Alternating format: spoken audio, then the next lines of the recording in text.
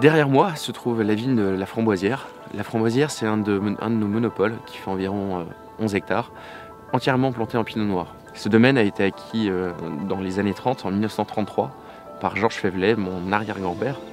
Au fur et à mesure, nous l'avons agrandi en achetant encore quelques parcelles et aujourd'hui, la totalité du domaine fait environ 70 hectares.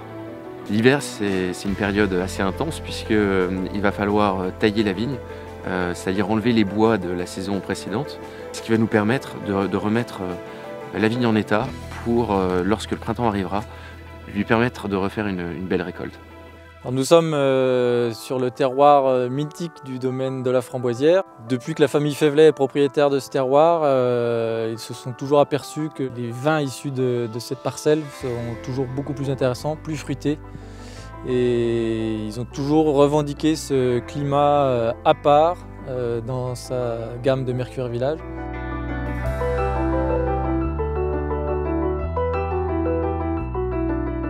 En ce moment, on taille. On a commencé de mi-novembre pour aller jusqu'à début mars.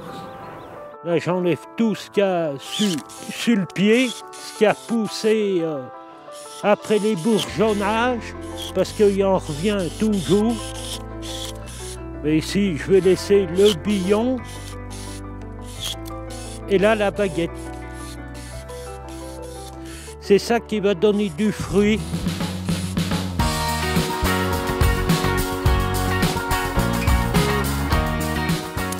Alors là, on tire le sarment après avoir taillé la vigne.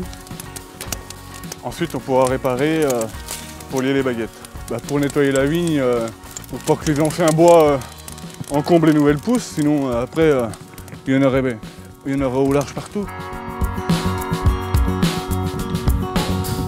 Dans cette parcelle, nous avons décidé, plutôt que de brûler les sarments que nous avions tirés, de les mettre en andin afin de les broyer avec un tracteur, ce qui va permettre de restituer au sol de la matière organique.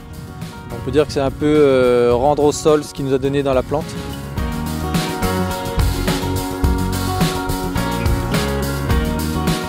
Sitôt qu'on a fini de tirer, s'il ne gèle pas, on peut attaquer les réparations. Alors en fait, il faut passer dans tous les rangs et regarder s'il ne manque pas des hues, des fils coupés et des piquets cassés. Et après, on repasse remettre des piquets neufs. J'ai enlevé le piquet, mais c'est cassé, mais il y a la pointe dedans. La pointe, il faut l'enlever.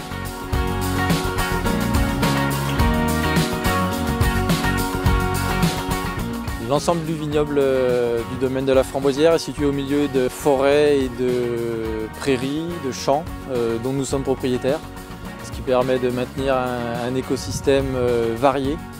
Et d'ailleurs, derrière moi, vous pouvez voir un chêne bicentenaire qui a été sauvé au moment de la plantation et qui restera là jusqu'à ce que la nature le fasse tomber.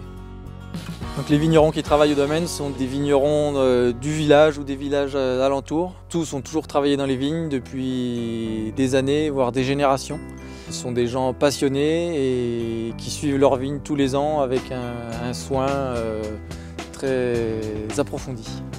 Donc ici nous sommes dans les Villeranges, un sol argilo-calcaire avec beaucoup de cailloux en surface, des terroirs très propices à faire des grands blancs. Un peu comme dans les clorochettes aussi, on retrouve un peu ce type de sol très caillouteux avec de la roche présente assez rapidement. Nous sommes ici ce soir dans le Clos Vougeot. Comme vous le savez, le Clos Vougeot est un grand cru qui fait environ 50 hectares. Et sur ces 50 hectares, nous avons 1,30 hectare, séparés en 3 parcelles. Et nous avons la chance qu'une de nos parcelles se trouve face à la route avec un très joli portail que nous avons eu l'occasion de refaire en travaillant avec un architecte des bâtiments de France.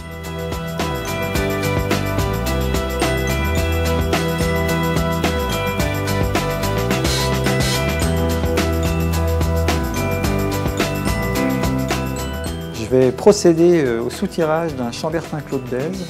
Donc le but, c'est de tirer le vin au plus clair et de laisser la lie dans le fût. Et aussi également par rapport au lot de faire une mise en masse pour un assemblage de l'appellation en question. Donc là, je fais descendre le vin jusqu'au haut du brocro. Et après je coupe et je fais à la tasse au final. Donc le but, c'est de contrôler la clarté du vin continuellement pour s'assurer que ce qu'on récupère est bon. Dès qu'on voit que ça commence à se troubler, on arrête.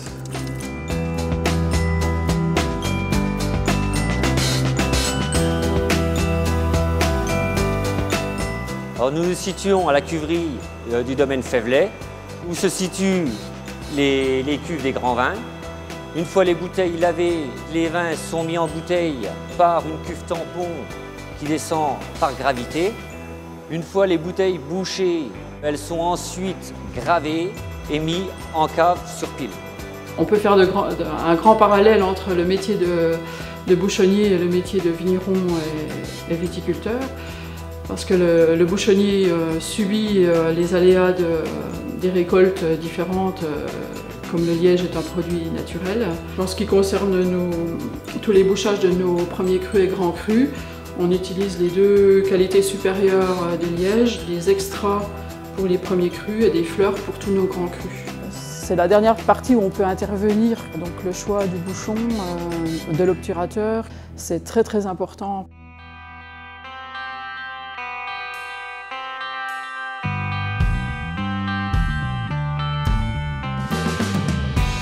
Alors une fois les tirages finis, on descend les bouteilles nues en cave, on les empile système traditionnel bourguignon et sont reprises en fonction des demandes.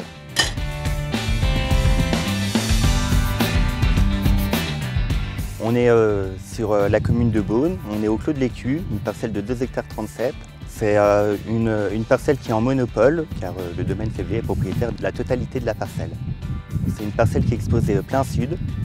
Donc l'avantage de l'exposition plein sud, c'est que les rayons du soleil font vraiment tout le tour de la parcelle.